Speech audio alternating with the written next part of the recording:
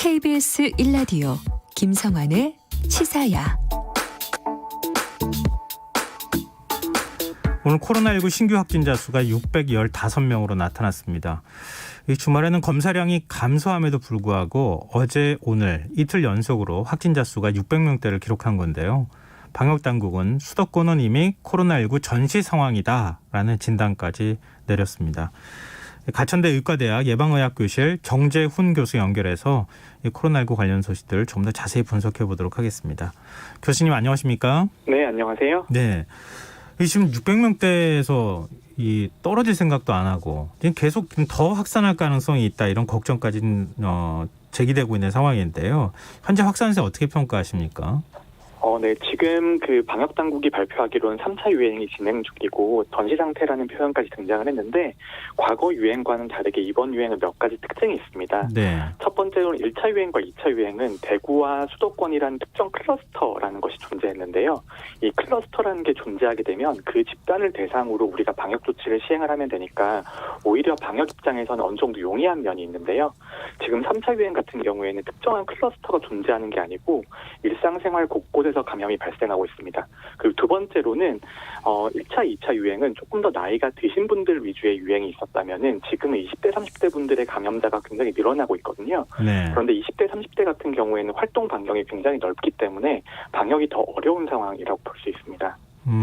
지금 검사 수 대비 확진자 수, 이 양성률이 전국은 4.4%, 수도권은 3.6%를 기록하고 있다고 하는데요. 이 정도면 얼마나 심각한 겁니까? 결국 양성률이라고 하는 것이 단순히 양성률의 그 지표만 보면은 이제 문제를 잘 볼 수가 없는데 양성률이라는 건 숨겨진 확진자가 얼마나 있는지를 간접적으로 보여주는 지표이기도 합니다. 네. 그래서 양성률이 1% 미만일 때에는 우리가 그래도 방역 체계 내에서 숨겨진 확진자가 없이 대부분을 찾아낼 수 있다라고 볼 수 있는데 이 양성률이 늘어난다는 것은 우리가 미처 알아내지 못하는 다른 확진자들이 있을 수 있다. 이제 그런 것을 보여주는 지표이기 때문에 지금 양성률은 굉장히 위험하다고 볼 수 있고요. 우리가 3차 유행 전에는 양성률이 하루당 거의 1% 또는 2% 높아도 2% 쪽이었거든요.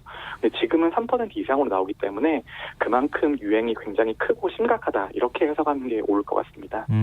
지금 주말에 검사자 수가 8,000명 정도가 적었다고 하던데요. 평일보다. 그런데도 지금 600명대 확진자가 나왔다는 얘기는 자연스럽게 양성률이 높아진다는 의미이기도 하고 그러면 지금 월요일부터 이번 주가 굉장히 중대한 고비가 될 수 있다는 거 아닙니까? 검사자 수가 늘어나면 600명보다 더 많은 인원이 확진자가 나올 가능성도 1,000명까지도 얘기하던데 그렇게 나올 가능성도 있다고 봐야 되는 건가요? 네, 당연히 그럴 가능성은 있고요. 그리고 우리가 확진자가 늘어날지 줄어들지를 예측할 때 가장 중요한 게 감염 재생산수입니다. 네. 한 명의 확진자가 몇 명의 새로운 확진자를 만들어내냐는 것이죠. 그런데 이 감염 재생산수가 1이 넘어가게 되는 순간부터는 확진자가 계속 증가합니다. 네. 현재까지로는 감염 재생산수가 1을 넘어 있는 상태이기 때문에 앞으로 확진자는 당분간 계속 증가할 거라고 예상할 수 있습니다. 그러면 1,000명이라는 얘기까지 나오는데 정말 그 정도까지 갈 수 있는 겁니까? 예상이 굉장히 어렵습니다만 지금 오늘부터 사회적 거리두기 2.5단계가 시행이 되면서 어느 정도 효과가 있을 것이라고 기대는 하는데 네. 그런 사회적 거리두기 단계가 이 효과를 보이려면 어느 정도 시간도 필요하고 국민들의 참여도 필요한 상태인데요. 굉장히 사회적 거리두기를 여러 번 반복하고 단계를 천천히 올리면서 국민들의 피로감이 좀 높아져 있는 상태이기 때문에 네. 과연 이 사회적 거리두기 단계를 상향한 것이 효과가 있을지에 대해서는 저도 좀 걱정이 많습니다. 일단 구체적인 감염 사례들 몇 개만 좀 살펴봤으면 좋겠는데요. 이태원발 집단 감염 지난 5월에 있었지 않습니까? 그런데 네네. 지금 제2의 이태원 클럽발 사태가 재현되는 것 아니냐 이런 우려까지 제기가 되고 있어요. 지금 집단 감염이 또 발생한 상황이기도 하고요. 교수님께서는 이런 우려에 대해서 어떻게 보십니까? 오히려 이태원발 감염이라는 이런 특정 지역을 오히려 명시를 할 수 있으면 방역의 입장에서는 더 쉽습니다. 그런데 이 3차 유행이 더 무서운 것이 뭐냐면 한 군데의 클러스터가 아니고 이태원이 생길 수도 있고 서울이 생길 수도 있고 경기도가 생길 수도 있고 하나의 지역마다 이런 클러스터들이 개별적으로 생겨난다는 거거든요. 그래서 하나의 클러스터가 우리가 방역의 중점이 되는 것이 아니고 굉장히 분포가 산발적이기 때문에 방역이 훨씬 더 어려울 거라는 걸 예상할 수 있습니다. 서울에서 수능 응시생 1명이 확진 판정을 받았는데요. 다행히 그래도 수능 감독관 교사 증세가 있거나 희망하는 870여 명에 대해서 검사를 했는데 일단 음성이 나왔습니다. 이 긴장을 늦추면 안 되는 거죠? 네. 수능 같은 경우에는 우리가 미리 준비를 하고 잘 방역 조치가 된 상태에서 행사를 진행을 했기 때문에 저는 감염 위험이 그렇게 높진 않을 거라고 생각을 하고요. 그리고 이제 보통 확진자에게 노출이 되고 나면 그 다음 확진자가 발생할 때까지는 4에서 7일 정도의 시간이 걸립니다. 근데 지금 이제 수능 친지 한 5일 정도 됐으니까요. 네. 지금까지 확진자가 없다는 건 굉장히 좋은 징조입니다. 그런데 하나 걱정되는 것은 네. 수능이 끝나고 나면 이제 대학별 시험들이 진행이 되잖아요. 네. 그런데 대학별 시험들은 수능보다는 확실히 준비가 덜 된 상태에서 진행될 가능성이 많습니다. 그래서 수능이 잘 끝나고 감염자가 없다는 거에 만족할 것이 아니고 대학별로 치르는 시험들에 대해서는 어떤 식으로 방역을 접근할 건지 거기에 더 집중을 해야겠죠. 알겠습니다. 사실 긴장을 좀 바짝 해야 되는 그런 상황인 것만은 뭐 틀림없는 것 같습니다. 그리고 정부가 수도권 거리두기 단계를 지금 한 1시간 10분여 뒤쯤이면은 3주 동안 2.5단계로 이제 격상하기로 했고 바로 이제 시행에 들어갈 예정인데요. 이렇게 되면 구체적으로 어떤 부분이 달라지는 겁니까? 사회적 거리두기 단계가 2단계에서 2.5단계로 넘어가는 순간부터는 많은 변화들이 있는데요. 대표적인 게 사람들이 많이 모이는 곳에 집합 제한이 걸리는 것입니다. 예를 들어서 콘서트장이라든지 체육시설이라든지 그런 곳에 이제 집합 제한이 걸리면서 그런 곳들을 문을 닫게 되고요. 그다음에 식당과 다른 곳들도 영업시간 제한이 걸리게 되죠. 그렇게 되면서 사람들의 접촉 강도를 줄이려는 노력을 하는 건데요.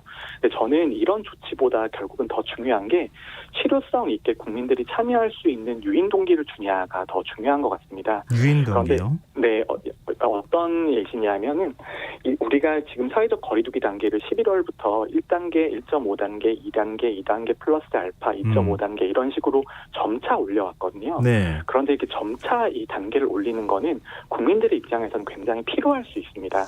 그러니까 단계가 올라갈 때마다 조금씩 바뀌기 때문에 변화하는 것도 잘 느낄 수가 없고요. 그래서 저는 항상 주장을 드리는 게 단계를 올릴 때는 빨리 올리고 내릴 때는 천천히 내려야지 오히려 더 사회적 거리두기 하는 본질적인 시간이 줄어들 수 있다라는 말씀을 드립니다. 그래서 사회적 거리두기 단계는 사람들이 잘 준수할 수 있게 포괄적으로 그리고 빠르게 집행을 해야겠죠. 그러면 이게 선제적으로 지금 너무 늦은 거 아니냐. 사회적 거리두기 상향 조치가 조금 더 선제적으로 빨리 올렸어야 되는 거 아니냐. 그리고 단계도 조금 더 상향 조치를 했었어야 되는 거 아니냐. 이런 이제 지적이 있는데 그 부분에 대해서 교수님 동의하신다는 말씀이신가요? 저는 이제 동의라기보다는 우리가 사회적 거리두기 단계를 5단계 체계로 바꾸면서 우리가 사회와 약속을 한 거죠. 이 지표에 도달을 하면 그 다음 단계로 올리겠다. 그리고 그 다음 단계로 올리겠다라는 그런 어떤 일종의 약속을 한 셈인데요. 네. 그 사회와의 약속에 대해서는 그 지표가 도달하는 순간은 그냥 기계적으로 지키는 게 저는 올바르다고 생각을 하고요. 그리고 우리가 지표를 수정을 하고 그 지침을 바꾸는 것은 이번 유행이 끝나고 나서 이번 유행의 평가를 하고 그 다음 유행에 적용을 하는 것이지 지금은 유행 중간에서 이런 기준을 자의적으로 바꾸는 거는 어떻게 보면 좀 어려운 방역을 조금 더 어렵게 만드는 것이 아닌가 그렇게 생각합니다. 지금 기준상으로 보면 2.5단계가 맞긴 한 거죠? 네, 그렇습니다. 네. 근데 정부 입장에서는 경제를 생각하지 않을 수가 없잖아요. 네네. 근데 또 그런 점 때문에 기준을 지금 3단계에서 5단계로 세분화한 측면도 있을 거고. 근데 일각에서는 그런 얘기를 합니다. 경제를 생각한다면 차라리 짧고 굵게 3단계를 바로 갔어야 그래야 장기적으로 경제에도 더 도움이 되는 것 아니냐. 이런 주장을 하고 있거든요. 교수님께서는 어떻게 보세요? 저는 그런 시각에는 굉장히 동의하는 편입니다. 왜냐하면은 우리가 결국 실질적으로 1단계랑 1.5단계를 우리가 겪어봤잖아요. 네. 1단계랑 1.5단계에서는 확진자의 숫자가 점차 증가해 왔습니다. 그리고 우리가 사회적 거리두기 2단계를 시행을 했음에도 불구하고 확진자의 숫자는 계속 늘어났거든요. 그럼 실질적으로 우리가 확진자 숫자를 줄일 수 있는 조치는 2.5단계 정도부터라고 봐야 되는데 그럼 우리가 결국 2.5단계에 도달하는 시점부터는 실제로 감염자의 확진자의 숫자가 감소하는 거고요. 그 전까지는 오히려 시간만 길어지는 효과를 가지고 있습니다. 그래서 처음에 빠르게 올리고 천천히 내리는 게 아까 말씀드렸지만 더 장기적인 시각에서 보면 단기적으로는 사회적 거리두기 단계를 올리면서 자영업자나 아니면 시민들께서 굉장히 불편하고 생계의 고통을 많이 느끼시겠지만 그 짧은 고통이 오히려 더 긴 여유를 줄 수 있다. 저는 그렇게 생각합니다. 그럼 지금 2.5단계로 이 거리두기 단계를 상향 조치한 효과, 이 언제쯤 본격적으로 나타날 수 있을까요? 저도 이제 과거에 1차 유행이나 2차 유행을 보면은 1주나 2주가 지나면은 확진자 숫자가 확연히 감소하는 현상들이 관찰이 됩니다. 그런데 이번 3차 유행에서 조금 걱정되는 것은 우리가 사회적 거리두기를 정말 지난 10개월 정도 동안 해왔잖아요. 네. 그런데 그동안 국민들이 많이 피로하실 거고 피로하시는 동안 본인들께서 가진 습관들이 있으실 거거든요. 네. 그러니까 내가 다녔던 장소들은 굉장히 안전할 거다. 내가 했던 습관들은 굉장히 안전한 습관이다라는 생각을 가지실 텐데 3차 유행은 사실 어디서 누군가가 걸려도 전혀 이상하지 않은 상태입니다. 네.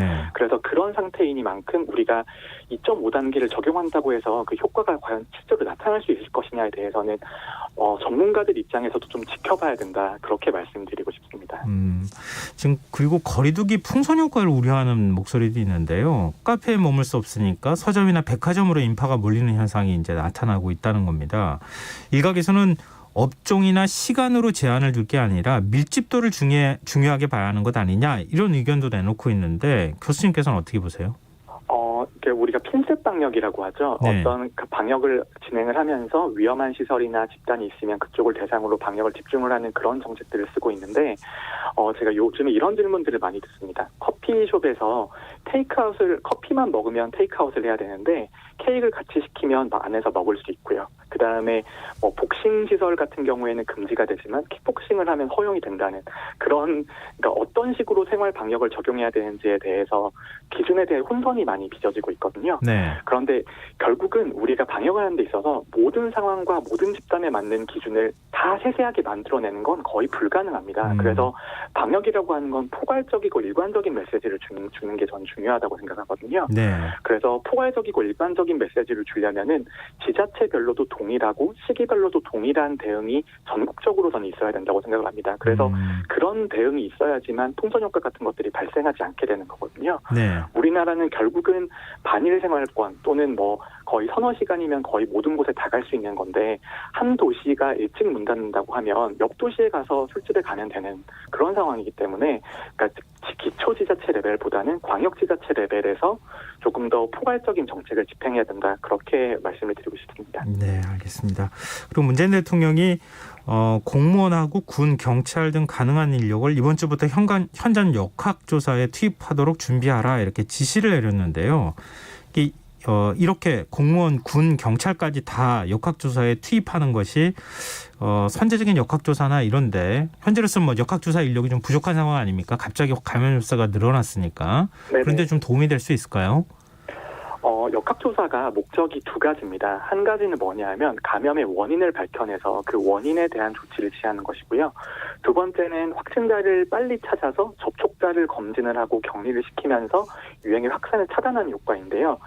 지금 방역 당국에서는 이제 역학조사를 통해서 원인을 찾아내는 단계는 지금은 너무 과부하가 걸려서 불가능한 상태이고 네. 그럼에도 불구하고 역학조사가 접촉자를 찾아서 확산을 예방하는 측면은 아직까지 유효합니다. 그래서 그런 유효한 역학조사의 역량을 계속 확보하는 측면에서는 도움이 될 것 같은데요.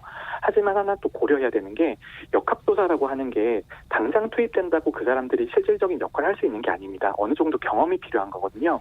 그래서 이제 3차 유행이 끝나고 4차 유행이 올 때 되면은 그 사람들이 도움이 될 수 있겠지만 당장 3차 유행에 대비하기 위해서는 역학조사나 이런 조치를 보다는 시민들의 참여가 더 중요하다라고 말씀드리고 싶습니다.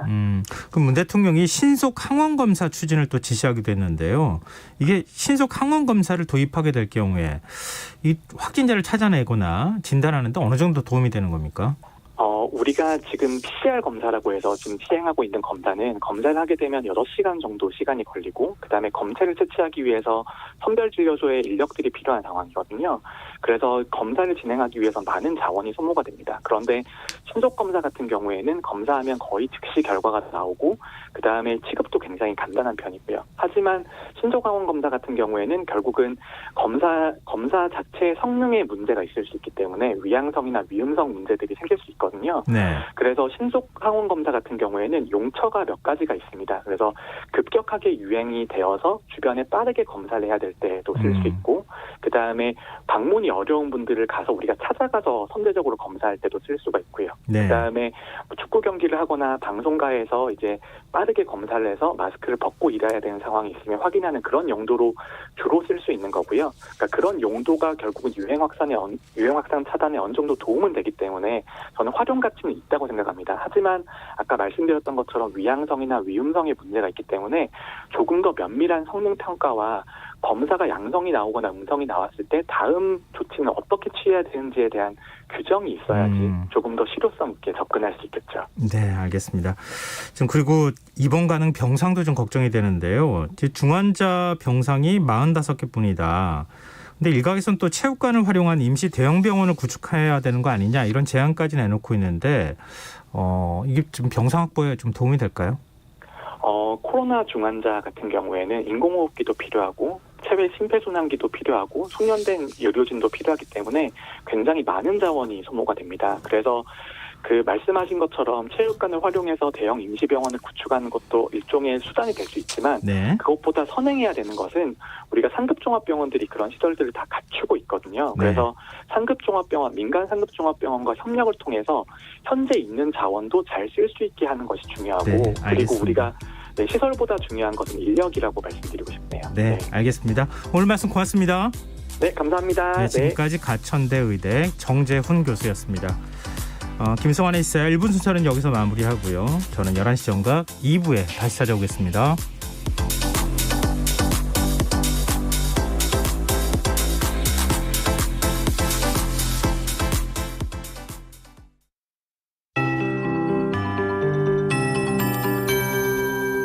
KBS 58분 날씨.